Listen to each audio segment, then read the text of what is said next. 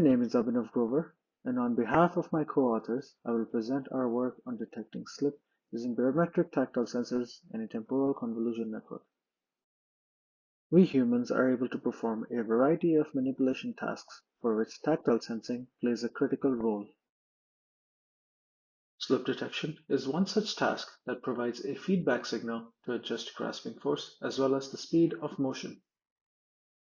As a novel contribution, we present a slip detection approach that works with inexpensive barometric tactile sensors and uses a temporal convolution network. Simply put, barometric tactile sensors are manufactured by casting an array of inexpensive MEMS barometers in a rubber-like material. For this work, we mounted a single barometric fingertip unit to a robotic gripper and arm.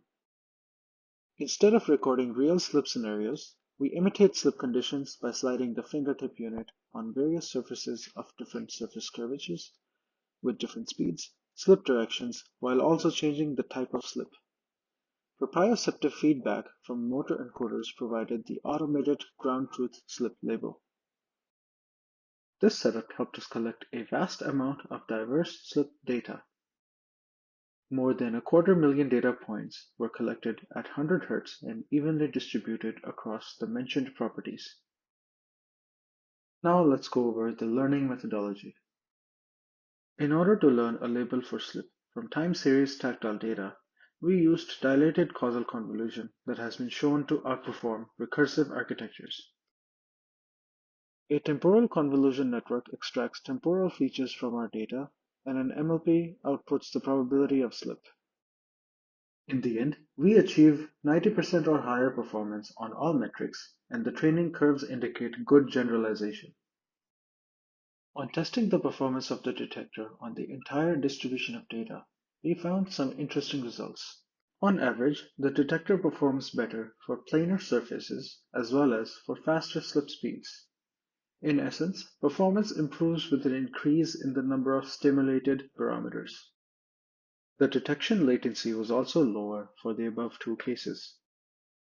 Next, we conducted a comparison with prior methods that also use pressure-based tactile sensing.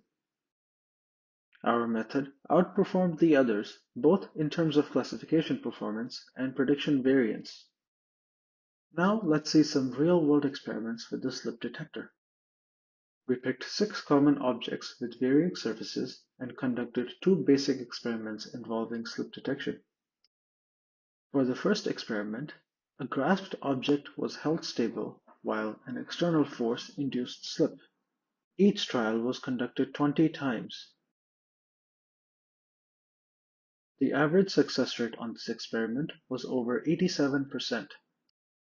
For the second experiment, a heavy object is lifted with an insufficient grasping force causing slip. When slip is detected, the monitor becomes red and the grasping force is increased. For this experiment, the slip detector performed well for most objects, yet 2 of them had high cases of false negative detections. In conclusion, we presented a learning-based approach to detect object slip using barometric tactile sensors. By collecting real-world training examples, we characterized its performance and latency, and conducted preliminary real-world experiments.